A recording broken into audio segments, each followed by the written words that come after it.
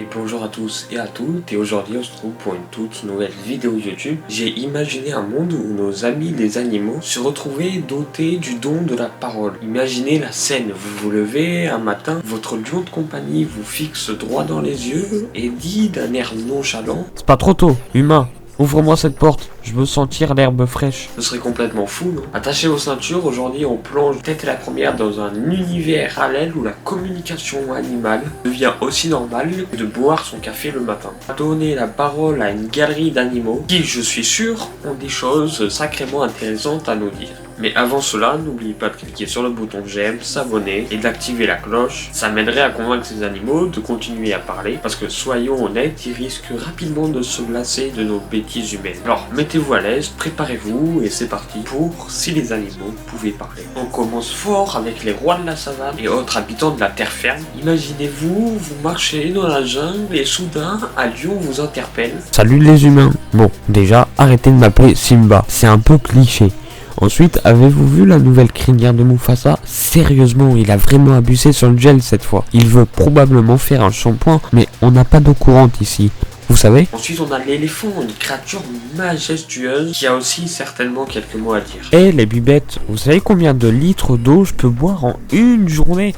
Non, parce que là je suis vraiment assoiffé. J'ai une soif qui pourrait rivaliser avec un désert. Alors, si vous pouviez arrêter de gaspiller l'eau dans vos baignoires, ce serait cool. Et puis il y a le koala, une boule de poils mignonne, mais pas sans ses propres préoccupations. La vie d'un koala, c'est pas si facile, hein. Dormir, manger des feuilles, dormir encore. Essayez-vous de grimper dans un eucalyptus avec cette bedaine. Non seulement c'est fatigant, mais en plus c'est dangereux. Vous les humains, avec vos régimes, vous comprenez rien à la vraie lutte pour la survie. On va plonger maintenant dans les animaux aquatiques, où les créatures des profondeurs marines se révèlent être de véritables comédiens. Salut la terre ferme, vous avez déjà remarqué à quel point vous avez l'air bizarre quand vous nagez? Franchement, on dirait que vous essayez de faire un pas de danse sous l'eau, mais sans musique. C'est pas très gracieux les gars. On enchaîne avec le requin, souvent mal compris à cause des films hollywoodiens. Alors, on va mettre les choses au clair une bonne fois pour toutes. Je suis pas aussi méchant que dans les films, promis. On peut être amis, non? D'ailleurs, j'ai plein d'histoires cool à vous raconter sur la vie dans l'océan. Et non, je ne mords pas. Enfin, pas tout le temps. Et maintenant, le pingouin, un expert de la glisse sur la banquise. Salut les terriens. Vous avez remarqué que la glace fond à une vitesse folle là-bas, les gars? On pourrait peut-être faire quelque chose. Vous avez des conseils pour nous? On veut bien, mais dépêchez-vous. On n'a pas envie de finir avec des palmiers et des noix de coco à la place de la banquise. Passons désormais à l'araignée, un être qui peut faire peur, mais je pense qu'elle a un truc à vous dire. Bon, on va mettre les choses au clair. Oui, je suis une araignée, et non, je suis pas là pour vous terroriser. On peut être amis, non? Vous avez peur de moi, mais franchement, je suis là pour bouffer les moustiques, pas pour vous embêter. J'ai un service à rendre à l'écosystème, les gars. On continue avec le papillon, une créature délicate qui a des réflexions profondes. Salut les humains, la vie est éphémère, mais regardez mes ailes, je suis magnifique, non?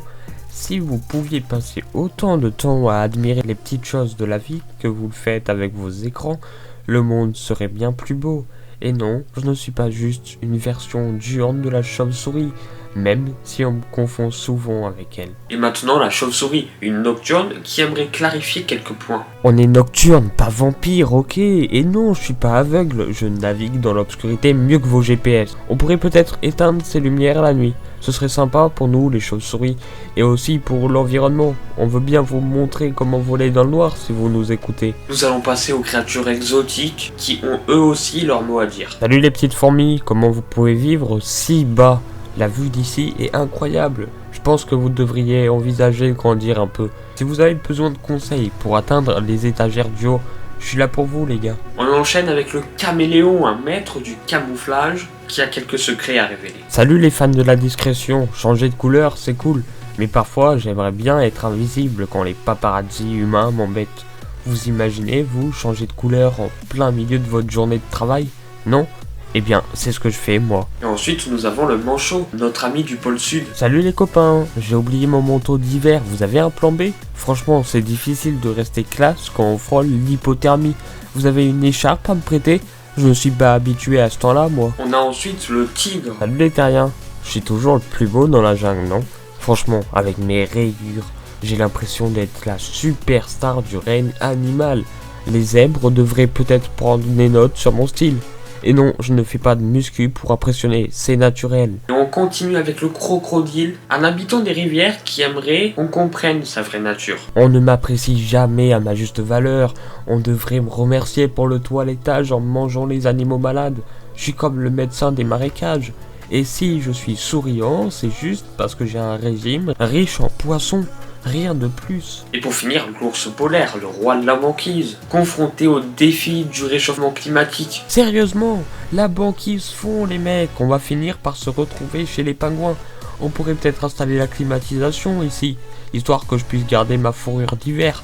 Sinon, ça va être bikini et palmier pour tout le monde. Et voilà, nous arrivons à la fin de cette aventure. Nous avons exploré les perspectives loufoques et pleines d'humour de créatures terrestres, aquatiques, aériennes, exotiques et féroces. Qui aurait pensé que les lions se préoccupent de leur coiffure, ou alors que les pingouins nous alertent sur le réchauffement climatique, ou que les girafes se moquent de notre petite taille. Mais derrière le rire, il y a aussi des messages sérieux. Les animaux nous ont rappelé l'importance de la préservation de l'environnement, de la compréhension mutuelle et de la nécessité d'agir pour assurer la survie de nombreuses espèces. Avant de conclure, n'oubliez pas de laisser un gros pouce bleu, partagez la vidéo avec vos amis, avec vos proches, abonnez-vous pour ne rien manquer des prochaines vidéos. Merci encore à tous et à toutes et on se retrouve pour de nouvelles vidéos.